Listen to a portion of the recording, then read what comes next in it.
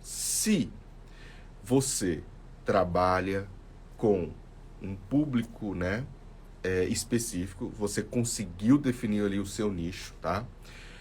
Você tem que procurar a técnica que esse nicho mais precisa. Então, vamos dar um exemplo, tá? Tem muita gente que me procura e né, na massoterapia, sim, o maior público é do massoterapeuta feminino. Não tem jeito, né? Então, mulheres, a maioria das vezes, acaba entrando, né? E tendo até, né, mais sucesso na massoterapia.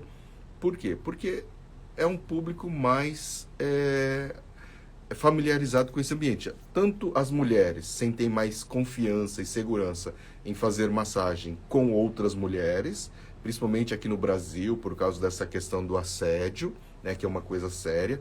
Então, as mulheres têm uma vantagem nesse aspecto. E os homens também, aqueles homens que gostam de fazer massagem, que realmente respeitam todas as mulheres, eles também preferem fazer massagem muitas vezes com mulheres. E hoje em dia, as mulheres, naquela questão que tinham ali um ponto, né, negativo, entre aspas, né, que é em relação à força, melhoraram muito. Então, hoje em dia, as mulheres conseguem praticar na massagem a mesma intensidade de pressão que um homem, por exemplo. Tá? Então, às vezes, até a gente sente mais a massagem ali de uma masso feminina do que de um outro masculino, tá? Então, isso também evoluiu muito, né? O pessoal treinando, praticando, conseguiu chegar num nível bem bacana e isso aumenta mais ainda, né, o público ali de atendimento da massoterapeuta feminina. Então, ele acaba tendo algumas vantagens e tudo mais. Só que por causa da questão do assédio, o que acaba acontecendo? A pessoa restringe o seu público, eu só vou atender público feminino. Então, se você atende apenas o público feminino, é imprescindível, quando a gente fala de técnica, você não trabalhar com a drenagem linfática, tá? O carro-chefe acaba sendo a drenagem linfática. Então, você tem que procurar conhecimento, estudo, cursos nessa área. Então, você vai estudar, você direciona todo dentro daquele pilar do massoterapeuta de sucesso, conhecimento. Então, você tem que estudar desde lá anatomia, fisiologia do sistema linfático. Então, quando eu começo a drenar lá na perna, para onde eu tenho que levar a linfa? Em que sentido? Onde vai ser drenado? Se é no quadrante, né? Pernas geralmente vai lá para cima, né? Termina tudo aqui na junção da veia jugular, da veia subclávia. Mas qual que é o caminho a percorrer nesse sentido? Então você tem que estudar tudo isso, você tem que se aprofundar nesse aspecto, porque é isso que vai te dar o retorno. Tá? Estudar as doenças relacionadas ao sistema linfático, então linfedemas, né?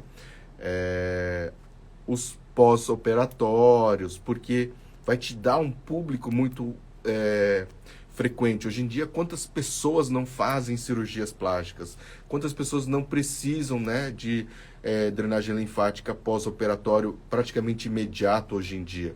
Então você tem que direcionar o estudo, né, para isso e focar ali e desenvolver nesse sentido. Por quê? Porque é o seu nicho.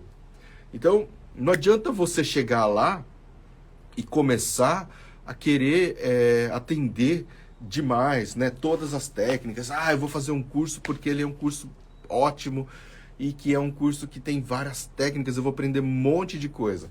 Na prática, você precisa ter um carro-chefe.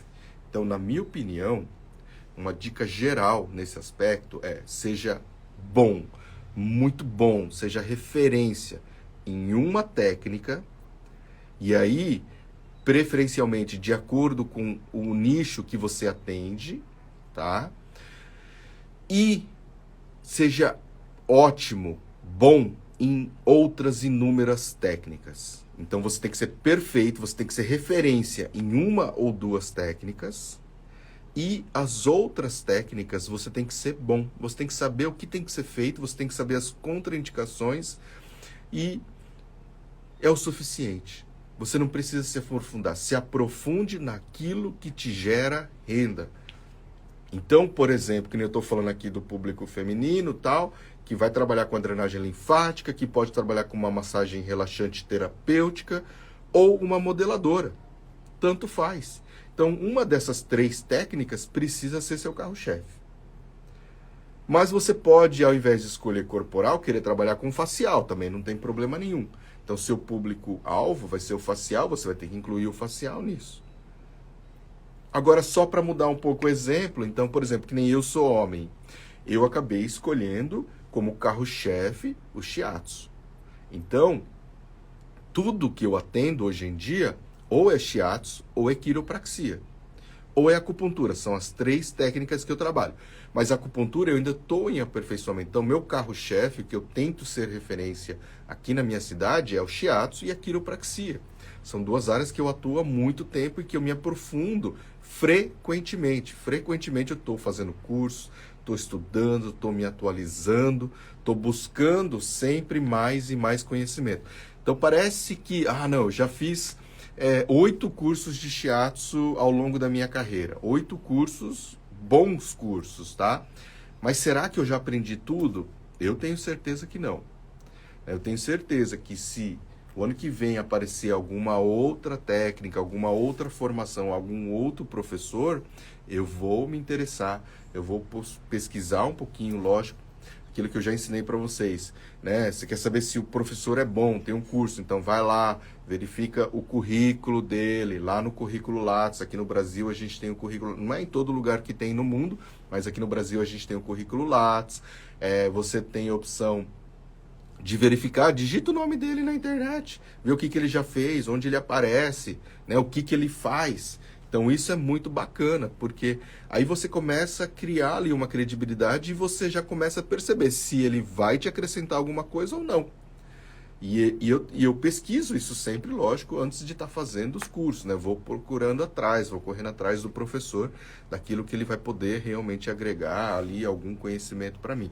Isso é muito importante, tá? Então, em relação às técnicas, foque nisso. Seja bom, seja referência, seja perfeito em uma ou 2 técnicas e de acordo com o seu público, tá? De acordo com o seu público. E nas demais, aos poucos, com o tempo, você vai se aprimorando. Não queira abraçar o mundo tudo de uma vez, tá? Você não vai conseguir. É quase impossível. Quando eu comecei lá no Japão, eu lembro até hoje que a gente chegou e eu comecei a trabalhar só com reflexo. Trabalhei um ano inteiro só com reflexologia. Fiquei 3 anos lá. Tá, o primeiro ano inteiro foi só de reflexologia podal. E até por isso que eu acho que vocês veem, né, nos meus vídeos, nas minhas aulas, que esse processo flui naturalmente, quando a gente conversa sobre essas técnicas. E depois eu comecei a trabalhar com o shiatsu e com a quick massage.